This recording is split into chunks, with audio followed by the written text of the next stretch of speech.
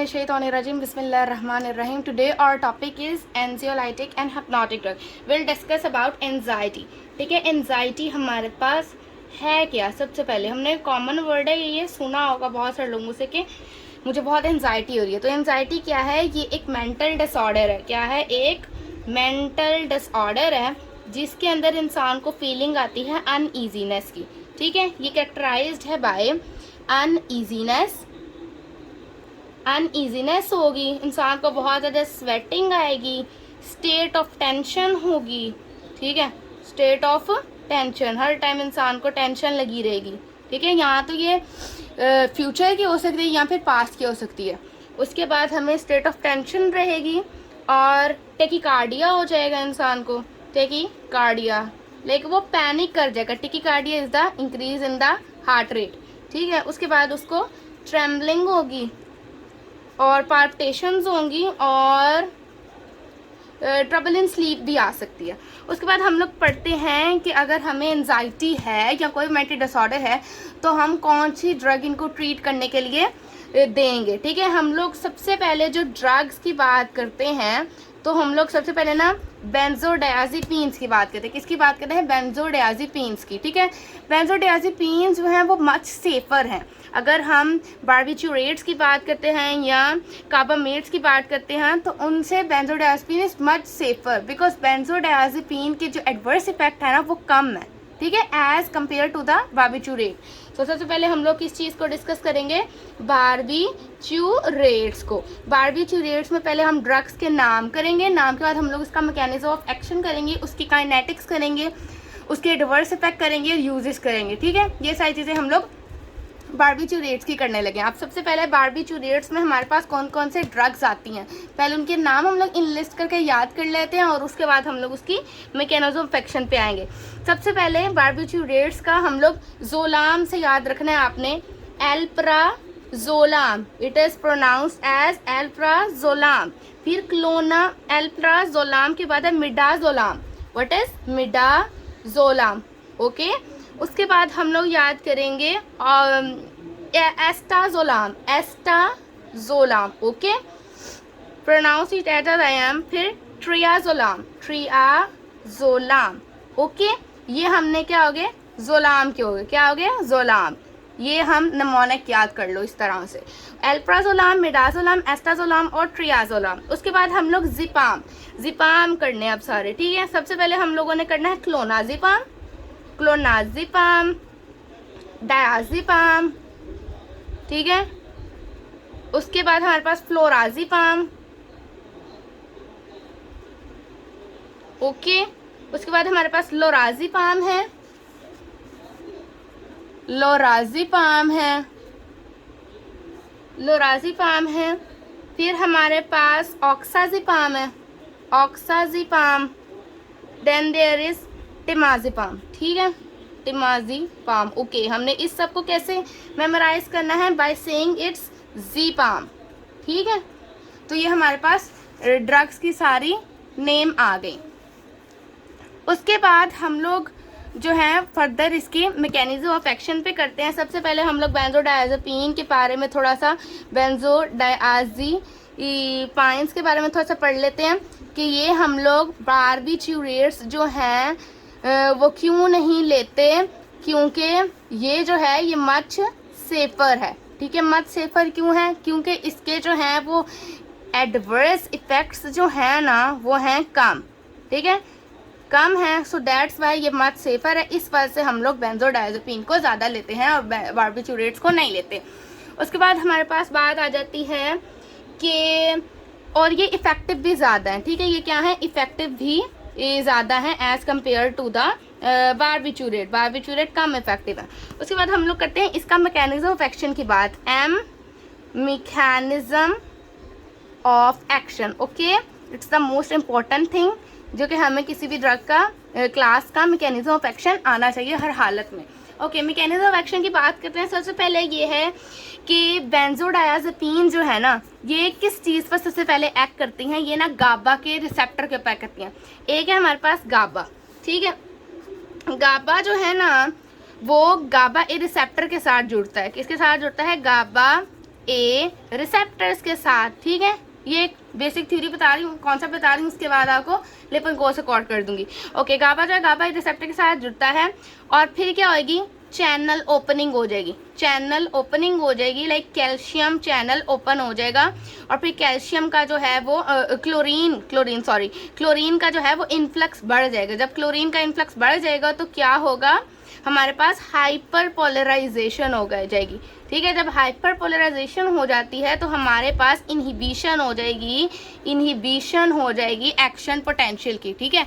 जब action potential की inhibition हो जाएगी तो हमारे पास क्या होगा, इनहिबिशन हो जाएगी एक्शन पोटेंशियल की, ठीक है।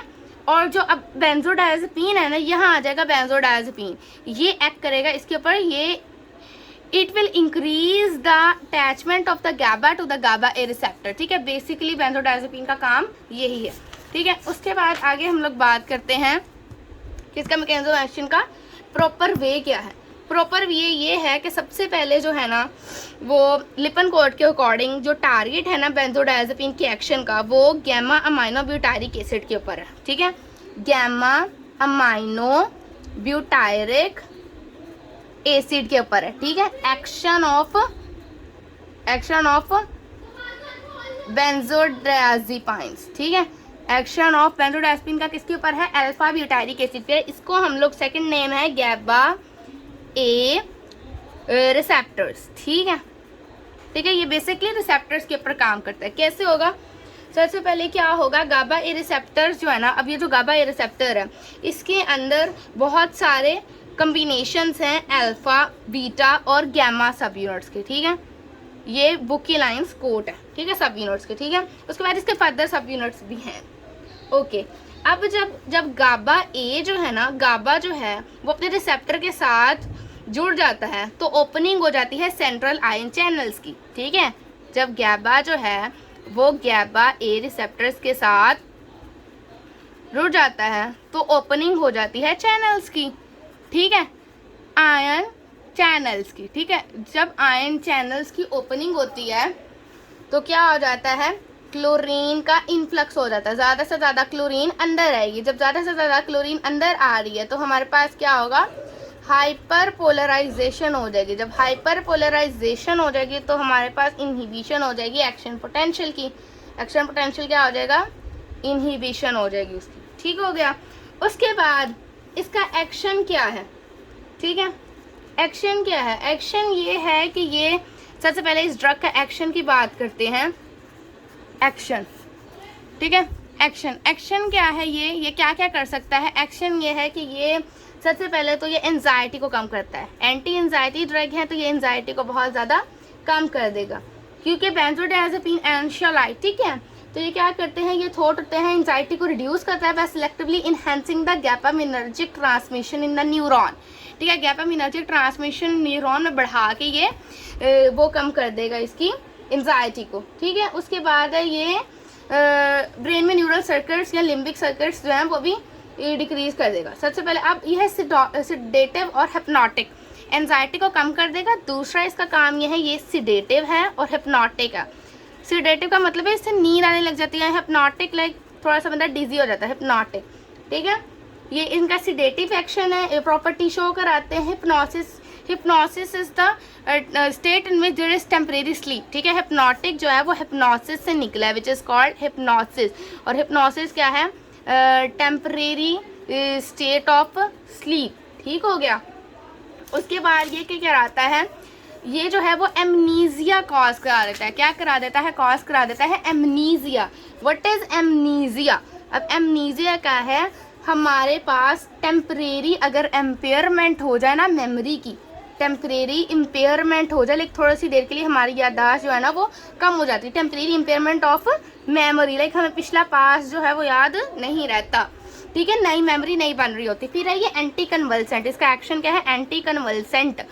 लाइक अगर कोई भी बंदा है उसको पार्किंसंस डिजीज है या कोई भी कन्वर्जन्स आती हैं तो वो एंटी कन्वल्सेंट है, हम ये देंगे तो उसकी कन्वर्जन्स भी कम आ जाएंगी। फिर है हमारे पास मसल रिलैक्सेंट। अब ज़ाहिर सी बात है, एक बंदा एंजाइटी का शिकार है तो उसके कंधे खिंचे होंगे, लाइक उसके मसल्स जो हैं वो रिजिड होंगे, तो ये मसल रिलैक्सेंट सुकून आवर है ना, ये जो ड्रग्स हैं। सो दैट्स वाई ये मसल्स जो हैं उनको रिलैक्स कर देगी काफ़ी हद तक, ठीक है, स्केलेटल मसल्स जो हैं वो। उसके बाद इसके यूजेस, अच्छा ये हम एक्शंस, ज़्यादातर एक्शंस ही यूजेस होते हैं, लेकिन हम इसके लिए लेपन कोर्ट में अलग से यूजेस दिए हुए हैं, तो हम लोग इसके थेराप्यूटिक यूजेस अलग से पढ़ रहे हैं, ठीक है। थेराप्यूटिक यूजेस में एक तो ये हो गया कि एंजाइटी डिसऑर्डर को ये कम करता है। अब कौन कौन से एंजाइटी डिसऑर्डर्स हो सकते हैं वो ये देखते हैं हम लोग, ठीक है। सबसे पहले हम लोग एंजाइटी डिसऑर्डर्स के बारे में पढ़ लेते हैं कि कितनी तरह की होते हैं एंजाइटी डिसऑर्डर, ठीक है।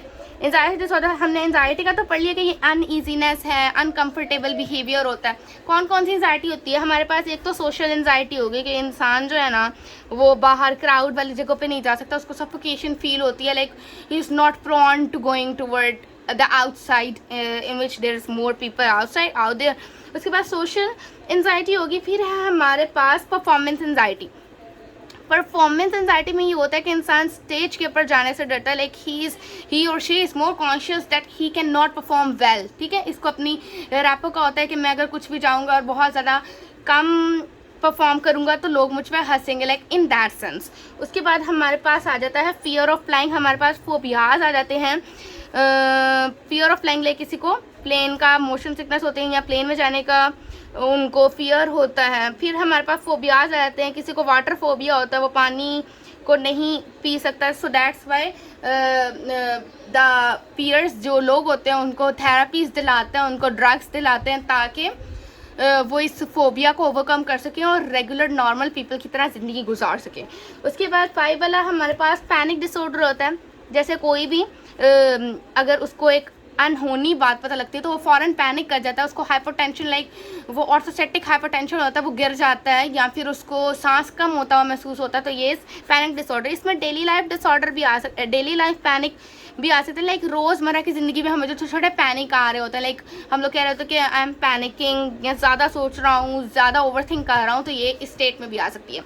उसके बाद हम लोग और डिसऑर्डर्स के बारे में बात करें तो और भी एक्सट्रीम फोबियाज भी हैं। उसके बाद हम लोग एंजाइटी डिसऑर्डर तो हो गया। अब हमारे पास स्लीप डिसऑर्डर को भी ये कंट्रोल करता है, ठीक है। स्लीप डिसऑर्डर को भी ये ट्रीट करता है। स्लीप डिसऑर्डर क्या है? नींद ना आना, ठीक है। इसको एक टर्म देते हैं जिसको कहते हैं इंसोम्निया, ठीक है। जिन पेशेंट्स को रात को नींद नहीं आती उसको हम कहते हैं कि वो इंसोम्निक है, लाइक उसको नींद नहीं आ रही होती रात को, तो वो इंसोम्निक है, ठीक है। उसके बाद है हमारे पास अच्छा, अब स्लीप डिसऑर्डर में एक बंदे को स्लीप नहीं आ रही, वो है इंसोम्निया हुआ हुआ एक बंदे को, ठीक है। तो उसको हम लोग देंगे बेंजोडायज़ेपाइंस, ठीक है, बेंजोडायज़ेपाइंस। अब बेंजोडायज़ेपिन के एक्शन में क्या है? सिडेटिव है, हिप्नोटिक है, ठीक है। सिडेटिव भी है, हिप्नोटिक भी है। तो वो सिडेशन होगी और उसको फ़ौरन स्लीप आ जाएगी, ठीक है। और उसको नींद, उसकी एक्टिविटी, नींद की जो ड्यूरेशन है वो अच्छा हो जाएगा। अब हम नींद की बात कर रहे हैं तो स्लीप के रिलेटेड हम 2 चीज़ें और पढ़ लेते हैं। हमारे पास 2 तरह की स्लीप होती हैं। एक होता है हमारे पास नॉन रैपिड आई मूवमेंट होती है और एक रैपिड आई मूवमेंट होती है, ठीक है। ये हमने कर लिया। उसके बाद ये है कि हम जब सो जाते हैं, सो के उठेंगे, अगर ये ड्रग लेके सोए में सो के उठेंगे तो हमें हैंगओवर इफेक्ट भी हो सकता है क्योंकि हाई डोज हमने ली हुई है। उसके बाद इसकी एक्शन में हमारे पास तीसरी चीज़ आती है, वो है एमनीजिया। हमने पहले भी बात की भी, एमनीजिया क्या होता है कि ये शॉर्ट टर्म मेमोरी लॉस हो जाता है और इसमें हम लोग कोई भी अगर अनप्लेजेंट कंडीशंस या प्रोसीजर्स करना है, लाइक कोई सर्जरी करनी है हमने, लाइक एंजियोप्लास्टी हो गई या सिडेटर, तो इसके लिए एंजियोप्लास्टी तो डॉक्टर्स जो हैं वो उसको यूज़ कर लेते हैं ताकि डेंटल प्रोसीजर्स या फिर एंडोस्कोपी, ठीक है, एंडोस्कोपी। ये हो गया हमारे पास एमनीजिया, ताकि शॉर्ट टर्म आपकी मेमोरी जो है ना वो लॉस हो जाए और इंसान को ज़्यादा पेन ना हो और ज़्यादा वो याद ना कर पाए उसको। उसके बाद हमारे पास सीजर्स, लाइक किसी भी चीज़ को हम एंटी कन्वल्सेंट होते हैं, झटके लगना, तो ये एंटी कन्वल्सेंट है ताकि उसको वो ना हो, कि सीजर्स की कमी होती है, ठीक है।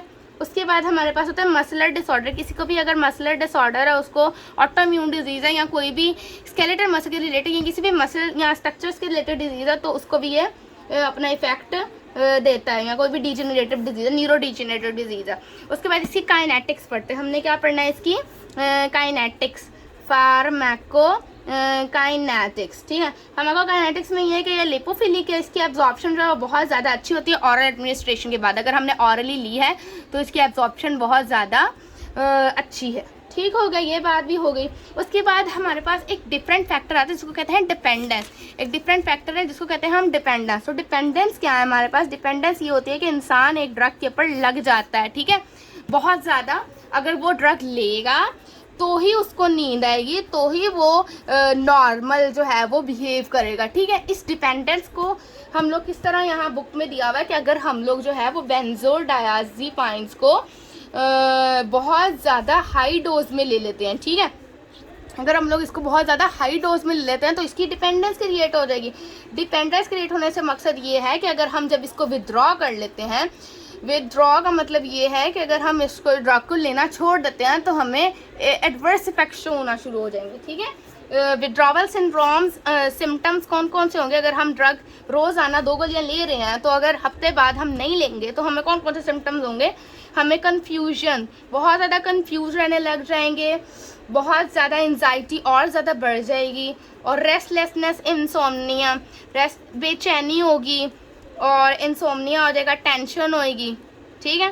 तो ये चीज़ें होंगी अगर हम डायरेक्टली बगैर टैपर, डोज को टैपर किए बगैर उसको छोड़ते हैं तो विड्रॉवल सिम्टम्स हमें शो होंगे। अब टैपर करना क्या कहते हैं? डोज को टैपर करना ये होता है कि अगर हम रोज़ की 2 गोलियां ले रहे हैं तो हमने डायरेक्ट उसको छोड़ नहीं देना, हमने उसको टैपर करना है। लाइक पहले 1 गोली पे आना है, फिर उसके हाफ पे आना है और फिर टोटली छोड़ना है, ठीक है। लाइक टोटल इसका विड्रॉल करना है। उसके बाद हम लोगों के पास एक इसके एडवर्स इफेक्ट आ जाते हैं, ADRs।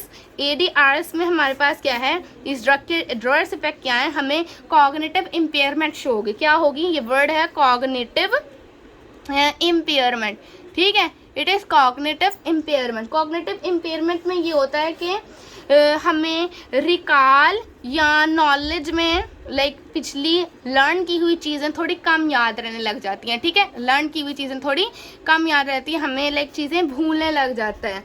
और CNS का डिप्रेशन हो सकता है, लाइक CNS डिप्रेशन हो सकता है, कोई भी हमें लीवर की डिजीज़ हो सकती हैं। उसके बाद हमारे पास दूसरा जो बेंजोडायाज़ेपिन हमने कंप्लीट कर लिया, अब हम कर रहे हैं बात बेंजोडायाज़ेपाइन्स का एंटागोनिस्ट, ठीक है।